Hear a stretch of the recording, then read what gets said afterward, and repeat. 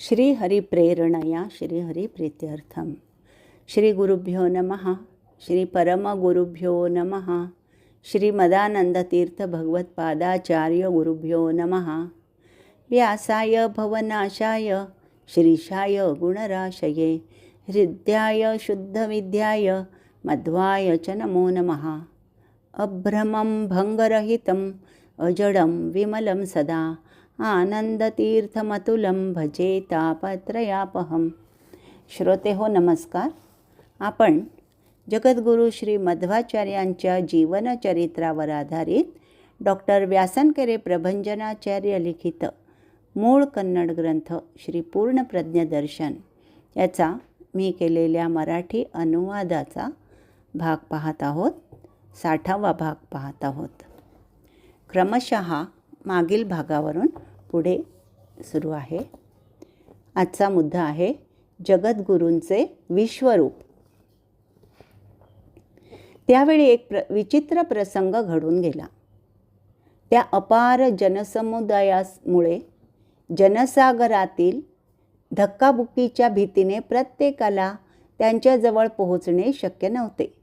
परंतु साऱ्यांनाच श्री मध्वांचे ते विलक्षण व्यक्तिमत्व जवळून पाहण्याची उत्सुकता होती। लहान, वृद्ध, महिला या वर्गाला तर या धक्काबुक्कीतून मार्ग काढून पुढे जाण्याचे बळही नव्हते। त्यांच्यात उत्सुकता मात्र इतरांप्रमाणेच होती। श्री मध्व हे तर सर्वज्ञ। त्यांनी सकल जनमानसातील इच्छा तसेच त्यांच्यात दडलेली भीतीही ओळखली। त्यांच्या जवळ येऊ पाहणाऱ्या कोणालाही त्यांना निराश करायचे नव्हते। तत्क्षणी त्यांनी आपली विशिष्ट अशी योगसिद्धी तिथे वापरली। आता जणू आपल्या पुढ्यातच श्री मध्व उभे आहेत असे प्रत्येकाला वाटू लागले। त्यांच्या वक्षस्थळावरील भाग पूर्णतः दृष्टीपथात असल्याची जाणीव प्रत्येकाला झाली। ही सिद्धी कल्पनातीत होय। काही सिद्धी दर्शविणारे योगी काही वेळा लोकांच्या नजरेस पडत असतात, परंतु अशा प्रकारे सकल सिद्धींची साकार मूर्ती म्हणून प्रसिद्ध झाले ते श्री मध्व मात्र। खरोखर ते निश्चितच युगपुरुष ठरले। तेथे उपस्थित सर्वांनाच ते आपल्या समोर स्पष्टपणे दिसणे हे खरोखर अनाकलनीय होते। तो एक विलक्षण असा चमत्कार होता। श्रीकृष्ण आपल्या 16,108 पत्नींसमवेत प्रत्येकीच्या गृही एकाच वेळी अनेक रूपे धारण करून राहत असे, त्या वर्णनाचे येथे स्मरण होते।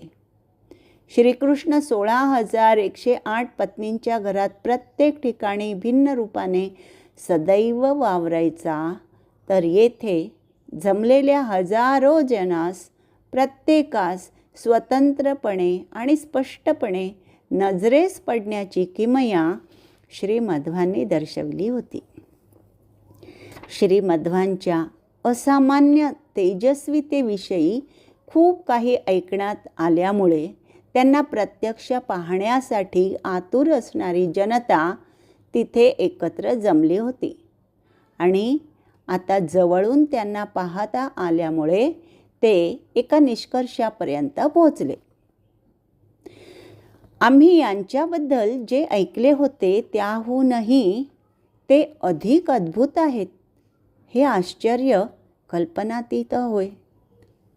अनेक वेळा असे घडत असते की आपण जे ऐकलेले असते ती केवळ अतिशयोक्ती असते। अशा प्रसंगी प्रत्यक्षाचे ज्ञान मिळाल्यावर पदरी निराशा येते। परंतु श्री मध्वांच्या बाबतीत अनुभव वेगळा होता। जे कानावर आले होते त्यापेक्षा प्रत्यक्षातील अनुभव अधिक अद्भुत होते आणि ज्यांनी त्यांना पाहिले होते त्या कोणालाही त्यांचे वर्णन शब्दात पकडण्यास जमले नव्हते। याचे कारण त्यांच्या महत्तेचे वर्णन शब्दातीत होय। त्यांची महती वर्णनातीत होय। त्यांना पाहणारे डोळे विस्फारत असत। त्यांचे दर्शन घेणारे मानव त्यांच्या पुढे नतमस्तक होत। नकळत ते सारे जण श्री मध्वांच्या मागोमाग चालत होते। अशा प्रकारे वैशिष्ट्यपूर्णतेने त्यांनी विष्णुमंगल देवालयात प्रवेश केला. तेथील उन्नत आसनावर ते आसनस्थ झाल्यावर त्यांच्या पुढे सभोवार अधिकारी वृंद आसनस्थ झाला. त्या मंडळांमध्ये क्षात्रतेजाने शोभायमान राजा जयसिंह मंगळासम उठून दिसत होता. तर ब्रह्मवर्चस्वामुळे श्रीमध्व पूर्ण चंद्रासम प्रसन्न दिसत होते. सामान्यपणे अशा धार्मिक वेदींवर केवळ व्यक्तिपूजा आणि घोषणाबाजी होऊन कार्यक्रमाची सांगता होत असते.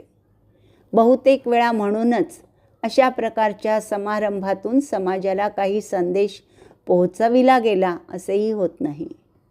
केवळ व्यर्थ गाजावाजा केला जातो आणि कार्यक्रम आटोपले जातात. अशा वेळी खूपशा अपेक्षा बाळगून येणाऱ्या जनतेला रिकाम्या हाताने माघारी फिरावे लागते.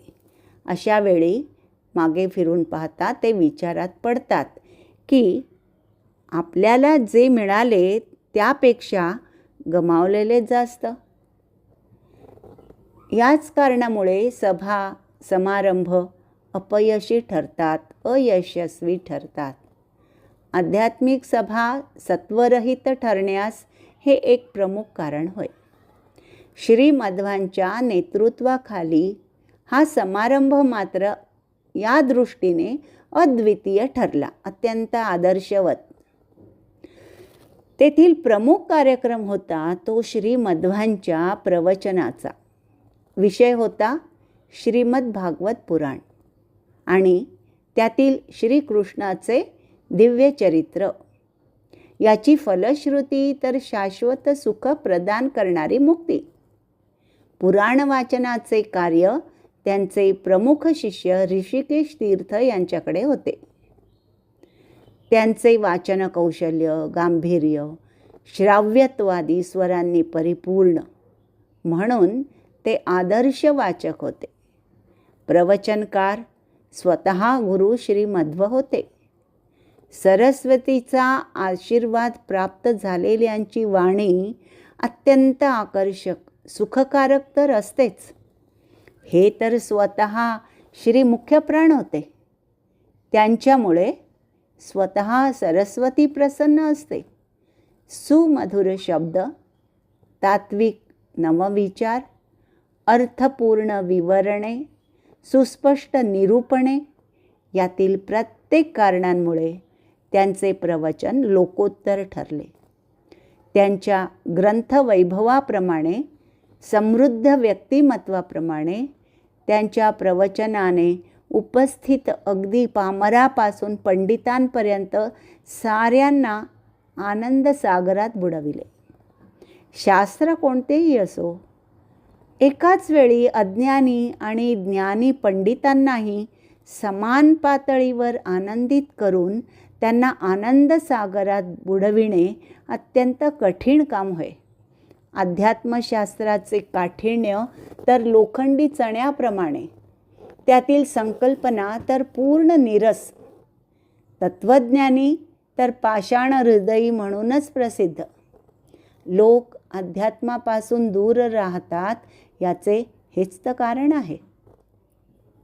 श्रीमध्व मात्र यास अपवाद होते. त्यांच्या अध्यात्मातही कथांची रम्यता आणि कथा तत्वांनी समृद्ध अशा सरळतेतही गहनता दडलेली. तत्वांच्या पार्श्वभूमीवर रसाळ कथा, दर्शनातच, दर्शन म्हणजे मतप्रणाली, दर्शनातच निदर्शनही होते. अत्यंत मोहक परिस्थितीही बोधक ठरणारी. श्री वेदव्यासांची जशी शैली होती ती शैली तंतोतंत श्रीमध्वातही उतरली होती. या अन्वये श्रीमध्वांनी साऱ्यांनाच अध्यात्मश्रवणाची संधी उपलब्ध करून दिली होती. हा त्यांचा मोठेपणा. श्रीमध्व हे व्यासांचेच प्रतिबिंब. अज्ञजनांना विषयाची ओळख झाल्याचा आनंद झाला तर पंडितांना विषयातील सूक्ष्म विचार कळले म्हणून संतृप्ती मिळाली. सरळ सोपी शैली अज्ञजनांना आवडली, तर त्यातील गांभीर्य ओळखून पंडित माना डोलावून दाद देत होते. त्यांची प्रवचनशैलीसुद्धा अद्वितीय आणि ती त्यांची महान व्यक्तिमत्वाची आणखीन एक बाजू होती. पुढील मुद्दा श्रीमद भागवत तात्पर्य निर्णय हा आपण क्रमशः पुढील भागात पाहणार आहोत. तोपर्यंत नमस्कार, धन्यवाद. श्री भारती रमण मुख्य प्राणांतर्गत श्रीकृष्णार्पणमस्तु.